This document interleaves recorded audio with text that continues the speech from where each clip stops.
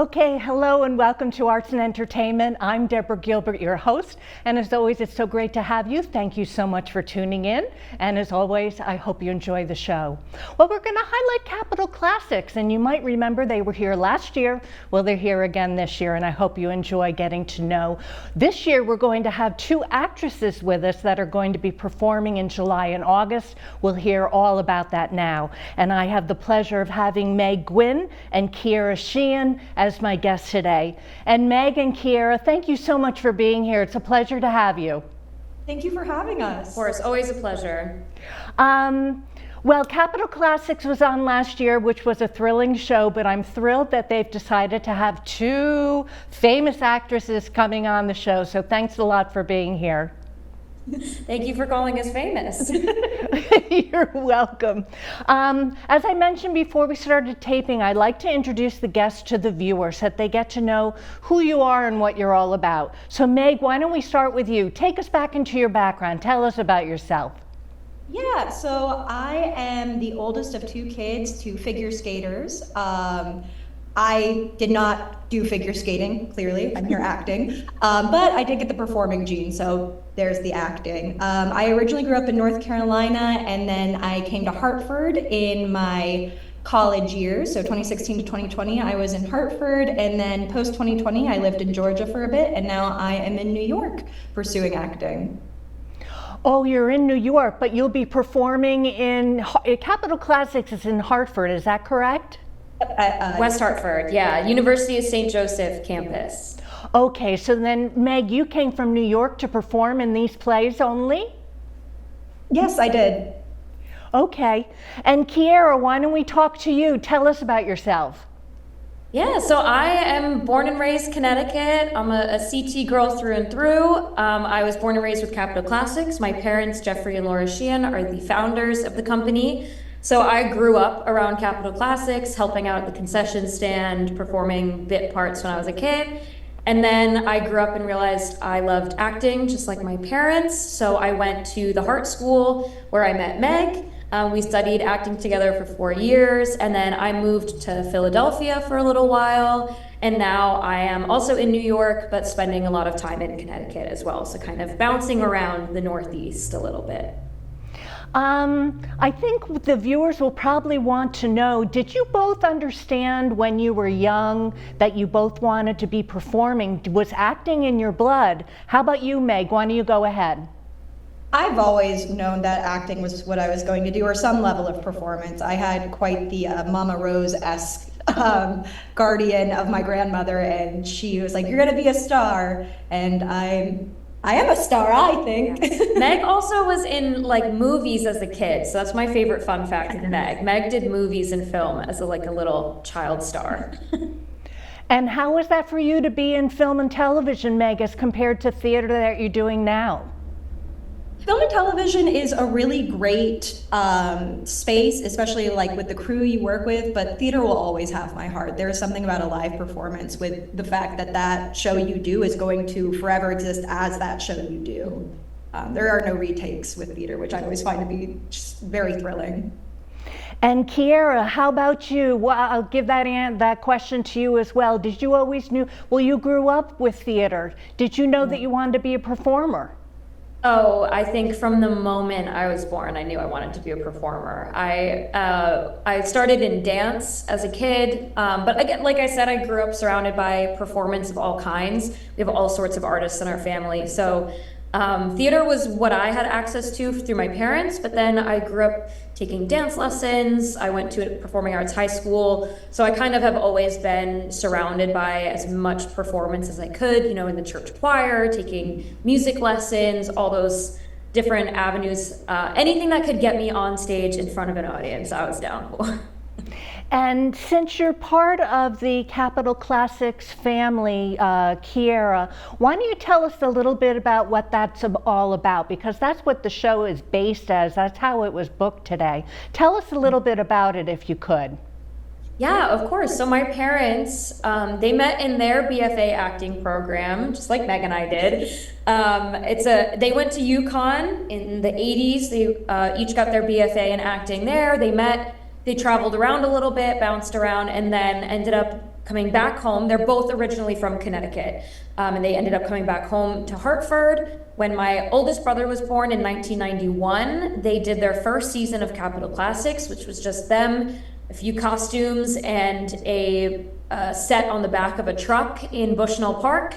And then they've been doing that for 34 years now. So they've expanded in incredible ways. They've moved from Bushnell Park over to the University of St. Joseph, and they've expanded to 2 shows a season. They've done shows off season as well.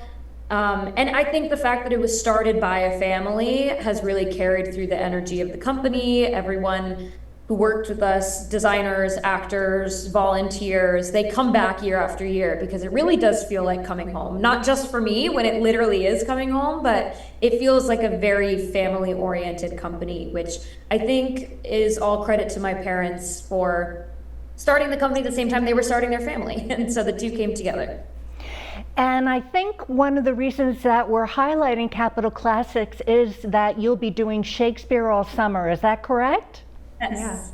Okay. Why don't we talk about the plays that you're going to be in? Meg, tell us what's happening. Yeah, so we're doing 2 really great productions this year. We're doing Twelfth Night as our comedy selection, and then King Lear as our more tragedy section selection for the summer, and we'll be alternating the shows each night. Yeah. And Kiera, what are your thoughts? Well, I'll open it up to both of you. How do you feel about, what are your parts in the play, and how do you feel about performing Shakespeare? I love performing Shakespeare. It is one of the most fun challenges that I get to encounter on a regular basis. These 2 plays in particular are a fun challenge. I've never done either play before. So that's always really fun to dive into something new and finding new things in Shakespeare. Yeah, and then we talk about how Shakespeare's plays were written almost 500 years ago and they're always relevant. So it's really fun seeing these 2 shows this year, how they're relevant to us, to society. They both have a lot of themes of family and power and madness. There's even a big thunderstorm in both shows, which is kind of fun. And I play Olivia in Twelfth Night and Regan in King Lear. So for those who are familiar, you'll know those are very different. For those who aren't, Regan is kind of a Disney villain-esque character, a naughty lady, as the Lord of Gloucester refers to her. And Olivia is a very young, inexperienced new countess who falls in love with what she thinks is a young man, but is actually Meg in disguise. So it's really fun to do both shows to kind of balance back and forth between the tragedy and the comedy. It's, you know, Twelfth Night days are a nice little break from the heaviness of King Lear. So and then we get to really dive into some existential and important conversations and questions with King Lear. So it's fun to do both and go back and forth. Mm-hmm. And Meg, that's interesting that Kiera is saying that. There are 2 plays. Now, both of you will be in both plays, is that correct? Yeah, so I'm playing Viola for Twelfth Night and the Fool for Lear, amongst a number of servants. Okay, and you know, probably I've got a lot of performers that watch the program. How is it that you're both able to do 2 plays in a summer? How do you remember all of your lines? That's a good question. We're not quite there yet. No, but it's a lot of practice. The great thing with Capitol Classics is the rehearsal schedule has been expanded to accommodate working on 2 shows for the summer. So we're spending 8 hours, 5 days a week, alternating the shows and just going through them. And then on our off time, still working on the shows, trying to lock down lines and blocking and whatnot. It's all the time that we're working on this, really. It's truly a full-time job. We are in rehearsal 40 hours a week. And then outside of rehearsal, like Meg said, we are constantly running lines. That's one of the things about being an actor is it's just something you gotta sit down and do. And doing 2 shows at once is definitely an increase in workload. Can be a little confusing. Sometimes we were practicing lines last night and we were running King Lear lines and I said a 12th. So that was, that can get a little confusing, with the double shows kind of going back and forth. But yeah, we just gotta do it. Repetition is what helps. So just doing things over and over and over again. It's really just the time. It just takes time. It helps that we're around each other also Yeah. kind of the time. And so a lot of the scenes, we'll just go back and forth and be like, oh, you have downtime, let's run a scene. Yeah. And they're probably also listening saying, how do you financially afford to be able to do 40 hours and then afterwards still rehearsing your lines? How is it that you're able to juggle work and life doing 2 full-time plays? Yeah, so both of us were able to step away from our jobs in the city, which was really great. Luckily, a lot of restaurants and jobs in New York are used to actors taking some time off. So we were able to, you plan. Being an actor is as much running a business as being a creative. So you plan ahead, you save up for when you know you're going to be working a job. And then we are really, really lucky in that Capitol Classics is able to pay us for our time. And so we're able to be compensated for the work they do. And that's, again, because Capitol Classics has been around for so long. They've worked so hard to have all these relationships with local arts foundations, and they get out there in the community, and we support other companies so that they support us, and it's a really great community scene. And since the shows have expanded in the last few years and the festival has really blown up, we've been able to afford to take the time to work on 2 shows at once. And luckily, because it's my parents' company, we're both able to stay with my parents. So we're saving a little money there, staying at home with mom and dad. But honestly, we're very, very lucky that Capitol Classics takes care of us. And that our jobs in the city are understanding, and we can go back and forth and travel. But yeah, it's a lot of planning and a lot of thought goes into that. Okay, let's hold that thought and take a break. I'm Deborah Gilbert. You're tuned into Arts and Entertainment. We're going to take a break and we'll be right back.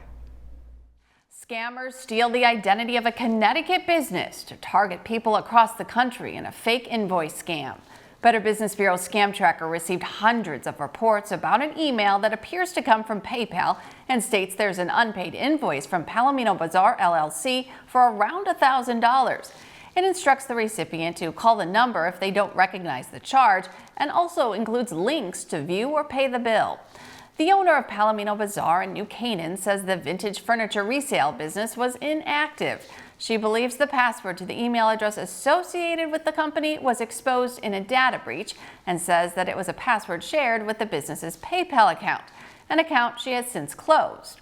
Invoice and money request scams are one of the most common frauds associated with PayPal, according to the company's website. If you've encountered this scam, report it to BBB Scam Tracker, even if you haven't lost money, to warn others. BBB recommends business owners do regular searches of their business to inspect their online presence. Use reverse image search if you believe someone has taken pictures from your website, and report scams to bbb.org/scamtracker.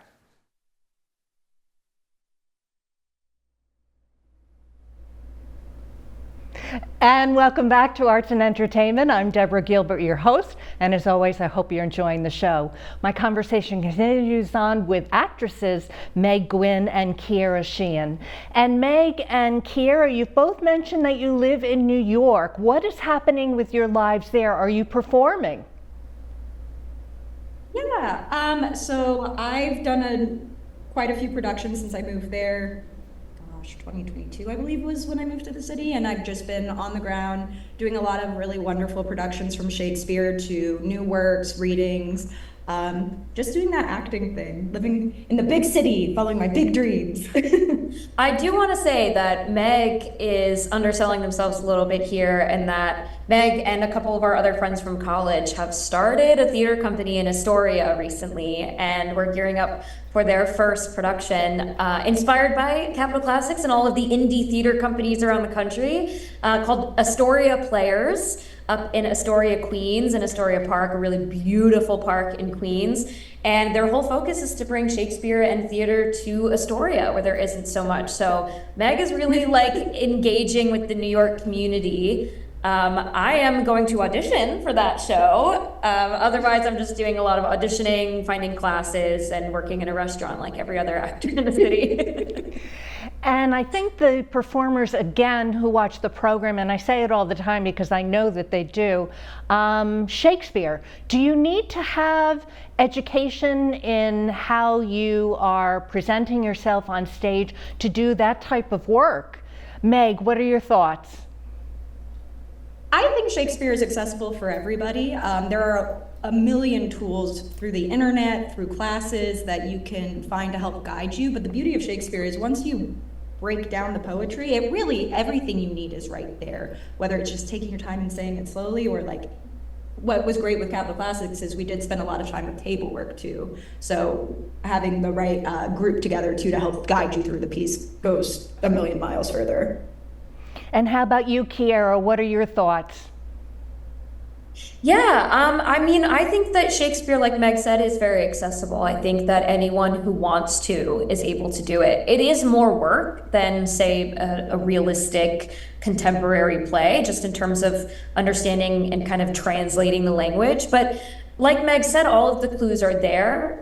We use a really great tool in the first folio, which is the first printed full copy of all of Shakespeare's plays that his actors put together after his death. And there's a lot of clues in the grammar and the punctuation of the folio that scholars have found over the years that can give actors clues about everything they need. Shakespeare directed his actors through the language. And so once you know that and you know what to look for, it's really great to just dive in. And a lot of Shakespeare is finding things as you go. There are things that we are opening in about two weeks from tomorrow. 2 weeks from tomorrow. And we are still finding things in rehearsals and still saying, I'm not sure what that means, but we find it together. We have a great team of directors and dramaturgs and experts. And like Meg said, a lot of stuff is available online. The Folger Library has great resources online. The Globe Theatre in London and the Royal Shakespeare Company, they have performances you can watch online. They have all these academic resources and acting resources. So there are definite ways to access Shakespeare without having to be trained in it specifically. And if we could put the website address online, on the screen, I meant, capitalclassics.org/upcoming. If you have any questions about the shows that are going to be coming up or about Capital Classics, please visit the website. So why don't we talk about Twelfth Night and King Lear? Tell us where they're being performed, the dates, and how somebody can, I assume that on the website they'll be able to find out about them. Meg, what are your thoughts? Yeah, so the website's a great tool. It will let you know exactly what days each show is going on, as well as what the pre-show entertainment is for the show that evening. We bring in the Elizabethan Consort, we bring in local musicians, there's the USJ dance team. So before the shows even, you get a pre-show and some really great events.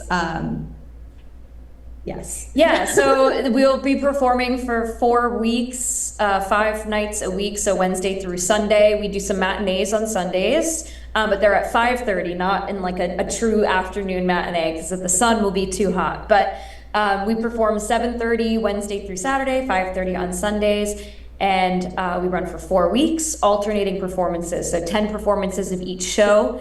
And yeah, everything's on the website. You can find all of the, like Meg mentioned, the pre-show entertainment, which food vendors will have that night. Everything there is on the website. You can find access to tickets. You can find past shows that we've done. You can find our history. You can find resources to all of the companies we work with. Everything is on the website, capitalclassics.org. And 12th Night you had mentioned is July and King Lear is August. Would that be correct? No, so we alternate every other night. So starting July 9th, I believe 12th night, King Lear is first. King Lear opens on July 9th, and then July 10th we do 12th night, and then the 11th King Lear, and alternating throughout. So you can pick a weekend and see both shows 2 days in a row. You can see one show and then a couple of weeks later come see the other, however you'd like to do it. But we're alternating both performances from July 9th to August 3rd. July 9th to August 3rd. That's what I wanted the audience to hear. Kiera, since you have been involved with the Capital Classics really all of your life, why did your parents decide that Shakespeare was going to be the the choice that the plays were going to be all about. And it's Shakespeare Under the Stars, am I correct? Yeah. So I think honestly, my parents, just as they studied acting and as they kind of studied literature, they both got acting BFAs, like I mentioned, but then they later in life both went back to school and got graduate degrees in English and drama and kind of expanded their knowledge. And as they learned more about theater history and literature, they just fell more and more in love with Shakespeare. And I know I'm biased because I grew up with it, but I truly, I think he's one of the greatest creative minds There's ever. a reason we're still doing. Yeah, there's a reason he's been taught in high schools for 400 years, and there's a reason why people still come see the same shows over and over again. There's a humanity and truth to Shakespeare's work that is not present in a lot of other art, especially from that time. It's what draws me to art in general, but specifically Shakespeare. I've always loved the way Shakespeare writes women as well. He has a real understanding of their humanity and their struggles, and he's that way with any marginalized group he takes on in his shows are really very understood. And he captures humanity in a way that astounds me. I've been doing it my whole life, and every time I read a line, I'm like, wow, oh my gosh, yes, that's the whole point, that's what we're doing. And I think my parents found that 34 years ago, and they've just found it over and over again. Plus, Shakespeare is fun, it's accessible, everyone has some idea of Shakespeare. We like challenging those ideas. We like using something that everyone's familiar with to examine the world in a new way, or we like bringing out something that people aren't as familiar with to look at things in a different way. There's always something to be explored with Shakespeare. And Kira, I'll ask you again, or this question, about the community, the Hartford area, let alone the state of Connecticut and maybe New York, et cetera, that comes to this festival that's been going on for so long. Are you finding the relationship between the audience and the play something that is continuing year in and year out? Do you find the audiences keep coming back? Absolutely, yeah, and growing too. I mean, our current board president, we found because he was a fan and he just kept coming to the shows, and people come for years. People bring their families, it's a summer tradition for them. And I was able to be really immersed in this community growing up because Capitol Classics is immersed in the community. We have a great relationship with the University of St. Joseph, with the University of Hartford, the Hart School, with Hartford Stage and Theater Works and other theaters in the area we have great relationships with. Because Hartford's a small town in terms of theater, and the actors all work together in different companies. And the community with the audience is really important to us, because if you do Shakespeare or any theater without an audience, you're just a bunch of people standing on a stage talking to yourselves. So the audience is the most important part. We're doing it for them and for the community. If there's no one to listen, there's no reason to say it, right? So the audience, they're very loyal and they're very engaged, and we get a lot of really great interaction and feedback from them.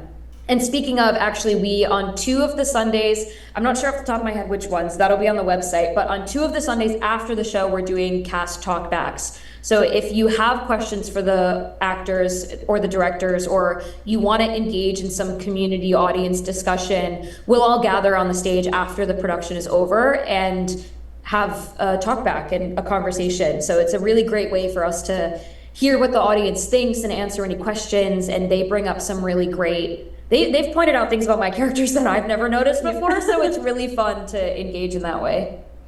Okay, we are slowly starting to run out of time. Meg, any closing thoughts for the viewer? What would you like to share about the play or your life in general? Come on out and have a really great time. See these 2 really wonderful shows. It's been really fun for me. Yes, they're 2 very different shows, but also seeing the ways in which there are the overlaps of how a tragedy can have these funny moments and a comedy can go to these really dark places, and it's just the nature of humanity. And how about you, Kiera? Any closing thoughts for the viewer? I just come on out for a really great night of theater. Whenever I'm not doing the shows in the summer, it's my favorite night to come and watch. Bring a picnic, bring a bottle of wine if you like, bring Candles. candles. People bring little tables, food, picnics, anything. And if you don't want to, we have concessions as well. We sell food, we sell beer and wine. So there's plenty of opportunity to make it an event and a night rather than just a show. It's not just going to the theater. It's really a true festival, and it's a really special thing. There's a reason why it's lasted for 34 years, and it's special, and I think it's worth coming out for. Well, I want to congratulate both of you, and I wish you continued success, and I just really hope that it all goes well. Thank you. Well, I want to thank you both so much for being here. It's been a pleasure to have you. It's been great being here. Yeah, Thank thanks you. so much for having. It's been great talking to you. Okay. I'm Deborah Gilbert. You've been tuned into Arts and Entertainment. In case you need to reach me, I'm at artsandentertainment@mail.com. Well, I hope you have a super day today. I really hope you've enjoyed the show. Thank you so much for tuning in, and I'll see you next time.